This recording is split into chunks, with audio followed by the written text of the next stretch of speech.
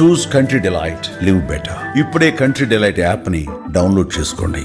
ఆస్తి పంపకాల విషయంలో కుమార్తెలకు ఓ తండ్రికి మధ్య చిన్నపాటి గొడవ జరిగింది. దీంతో విసిగిపోయిన ఆయన 4 కోట్ల రూపాయల విలువైన ఆస్తి పత్రాలను ఆలయ హుండీలో వేశాడు.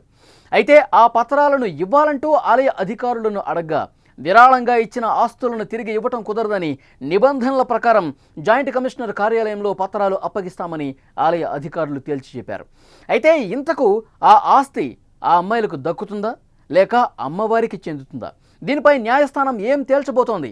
ప్రస్తుతం ఇదే తమిళనాడులో హాట్ టాపిక్గా మారింది.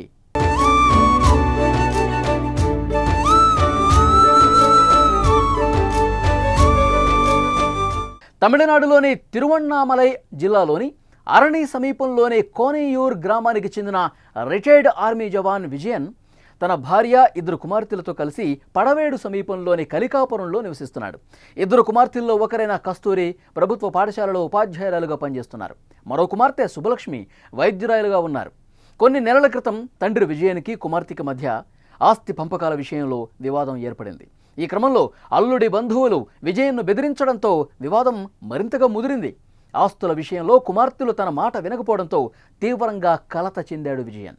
దీంతో 4 కోట్ల రూపాయల విలువ చేసే తన 2 ఇళ్ళు, పొలాలకు సంబంధించిన ఆస్తి పత్రాలను పాతవేడు గ్రామంలోని ప్రసిద్ధ శ్రీ రేణుకాంబాల్ ఆలయంలో హుండీలో వేశాడు. తన ఆస్తి మొత్తం ఆలయ ఖజానాకు చెందుతుందని ప్రకటించాడు.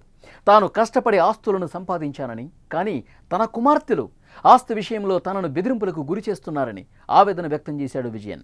అందుకే తన ఇష్టపూర్వకంగా ఆలయానికి తన ఆస్తులు ఇస్తున్నట్టు ప్రకటించాడు. అయితే ఈ విషయం తెలుసుకున్న విజయన్ కుమార్తెలు తమ తండ్రి హుండీలో వేసిన ఆస్తి పత్రాలు తమకు ఇవ్వాలంటూ ఆలయ అధికారులను సంప్రదించారు.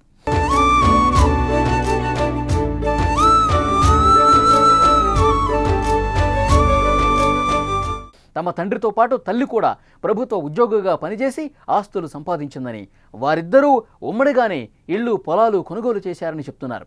తమ తండ్రి మానసిక పరిస్థితి సరిగా లేకపోవడం వల్లే ఆలయ ఖజానాకు తమ ఆస్తులు ఇచ్చారని చెప్పారు. తిరిగి వాటిని తమకు ఇవ్వాలంటూ తమ భర్తలతో కలిసి అధికారులతో వాగ్వాదానికి దిగారు. అయితే ఆ పత్రాలు ఇచ్చేందుకు ఆలయ అధికారులు మాత్రం ఒప్పుకోవడం లేదు.